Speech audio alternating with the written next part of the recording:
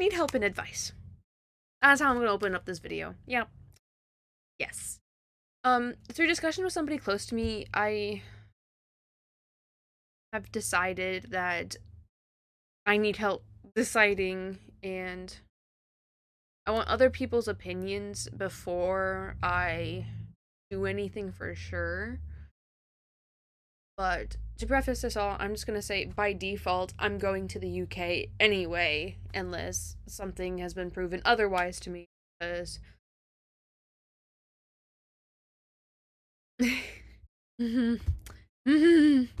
expensive. Anyway, for some backstory.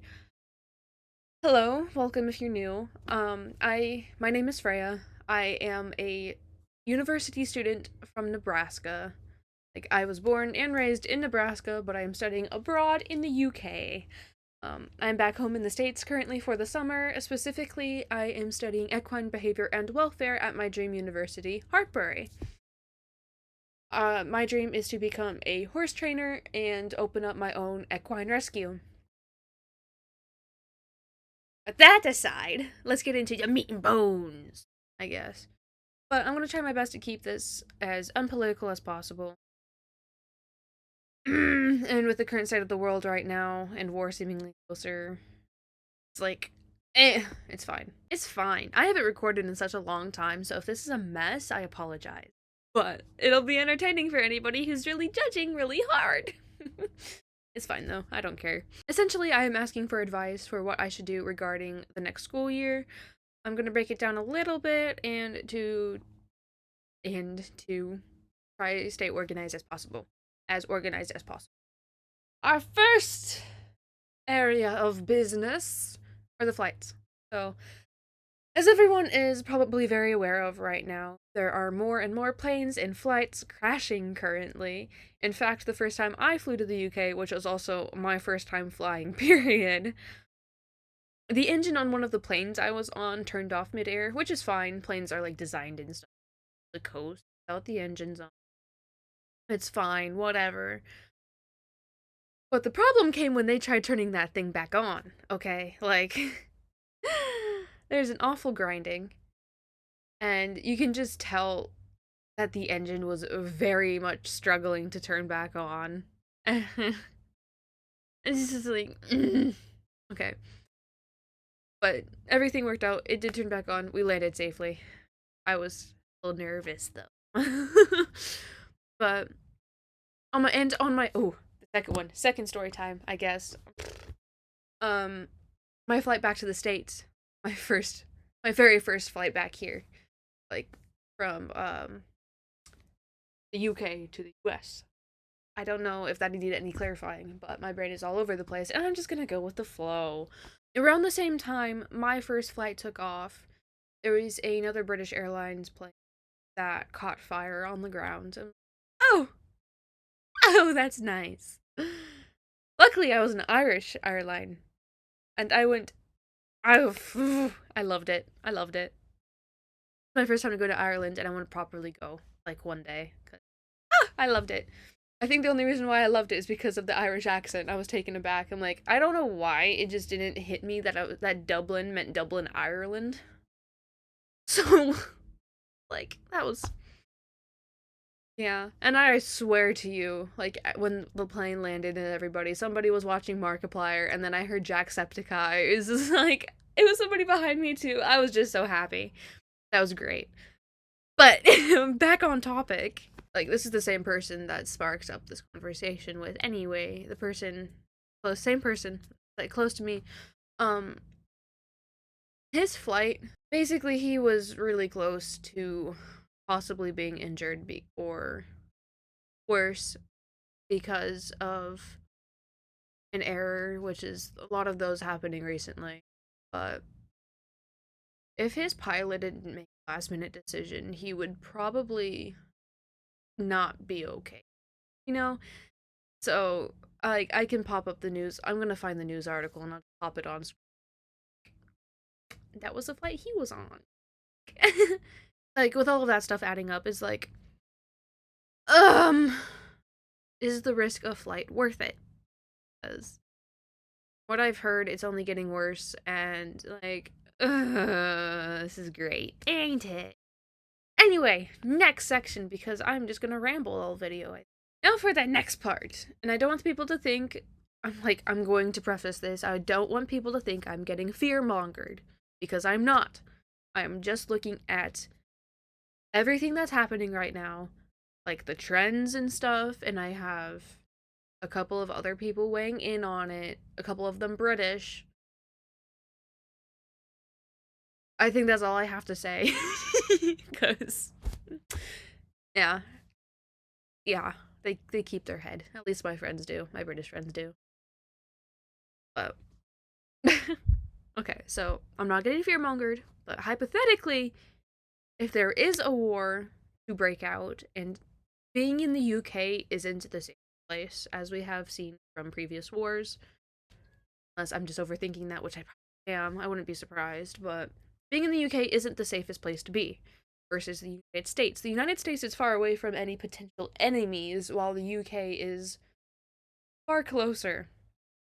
So say if there were anything flying through the air that could be potentially explosive and devastating, the United States would be able to catch that shit really quickly. Like, they'll have plenty of time to do that. The UK, I don't know what their stuff is like. I'm not gonna make assumptions or anything, but they are a closer target.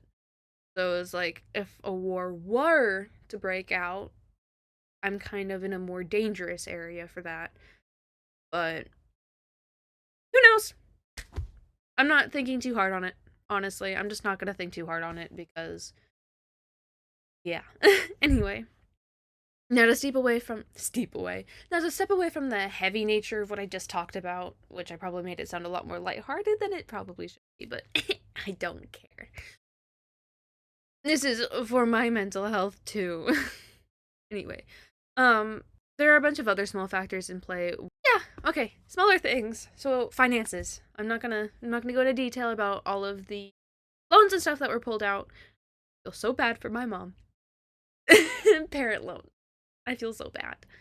Which is kind of dumb that if I wanted to go to a high quality school, which I kind of am, then my parents have to go further in debt for that. Which make sense. Don't put my further higher education finances on them. I am an adult now. I should be able to pull out more loans for myself instead of making my parents do it. Anyway, my biggest concerns are how I will live out there. Like, in order to pay for accommodation out there, I'm gonna need a job. But after my first year there, I have learned that they are very biased against Americans, which I guess fair enough, I guess. But like, I found it more difficult to find a job as an American, which I'm sure plenty of British, like other citizens and stuff, they're finding difficult ways to find. They're finding it more difficult to find jobs as well. So that might just be me overthinking. But what I do know is I did get fired from the one job I got because I was American. They were basically paying me under the table. I'm not going to say what this business was. Honestly, I give them my money anyway because the club. So I want to go clubbing. I got fired because I was American, and out of this because they told me I have the receipts and stuff. Still, they told me I did nothing wrong. It's just their finance team was yelling at them. I'm like, okay, cool, fair. But then when I visit, I notice that they've hired at least 2 other people. I'm like, okay. Okay. Which makes me think I was fired before being American, which is fine. It ended up working out because I did end up coming home for the summer. It worked out. So I'm not too terribly upset about it, but like, okay, cool. But and because I'm there on a student visa, I can only legally work 20 hours a week, which is fine. Anyway, job thing aside, which I'm sure I can find a job on campus, I will reach out to people and I will do that the best I can. Anyway, to add on to my other experiences in the UK and stuff, I am a beginner horse rider. I did not come from a horsey family, and I do not come from a place of wealth. So, and to be frank, Hartpury is not beginner friendly. They claim they are, but they're not. I tried getting horse lessons there, and they said that they couldn't accommodate me and requested and recommended the place down the road, which was far too expensive because I can't afford my own vehicle there because I can't get a job. And I also have to go through all of these hoops and stuff to get a license there, which is crazy, and I'm not spending that money I don't have, you know? Um, I can't pay for the lessons at that barn because they're expensive. And then I also can't pay for an Uber to and from the place because that is also expensive. Down the road, I know means a lot to means different things to different people, but it was truly far away. I'm like, okay, it's down the road. I'll just walk there. I look it up on maps. I'm like, I can't walk there. you know? But to kind of wrap everything up, with all of that stuff in mind, I'm weighing the pros and cons of going to school in the UK versus school here. But doing research and stuff because my backup school was Colorado State University. To be frank, I enjoy the UK education system a whole lot more than I think I would here because they don't make you study English or math or chemistry and stuff as a university student. You just focus on the stuff you actually want to study. School in the United States is different. And I don't want to pay that for an education. To be frank, I don't want or need. You know? Um and the only as far as I'm aware, Hartbury is like the only school with the different kinds of equine courses. Like the courses I was looking at Colorado State was equine science or equine studies. It's just equine science there. But if I'm looking at schools throughout the entire United States, it's between equine studies or equine science, or there's your veterinary stuff, which I don't want to go into because I know that I've done research on it. I was going, but then I did research on it, and it's like a lot of equine vets become small animal veterinarians in like 2 years because of how it takes a toll on their mental health. And because, well, I've gotten better after being in the UK actually, but my mental health was it's not the greatest due to trauma and stuff, but and I know I wouldn't be able to do that long term. I'd get too depressed and I just can't. But opening a rescue, I guess in a way I'm still going to be depressed. But I'm also it's like I don't know what my thought process here is exactly, but being a horse trainer, like specifically being a horse trainer, that will get my energy out and that will help me help the horses. Because as a veterinarian working in the vet field, you can't control what the owner after you work on the horses, and stuff. You can't control what the owners do after that. But if I open a rescue and if I hire vets, if I work with the horses myself, I can carefully which homes those horses go to. I think that's what my thought process here is. And I'm rambling a lot. But anyway, back on topic, the equine studies and equine science thing, those are too broad for what I want to do because I know I want to be a horse trainer. I don't want to get just into the basics of it and doing research into the equine science and equine studies stuff. People have said they have regretted getting those degrees because employers want experience. Sure, the education is good on paper, but it's not going to help you in the field. No, this is when I finish up and ask for advice. What are your experiences and how would you go about this? If I do end up staying in the States, does anybody know if there are any good paid internships or a job that help teach me and aid bringing me into the horse world?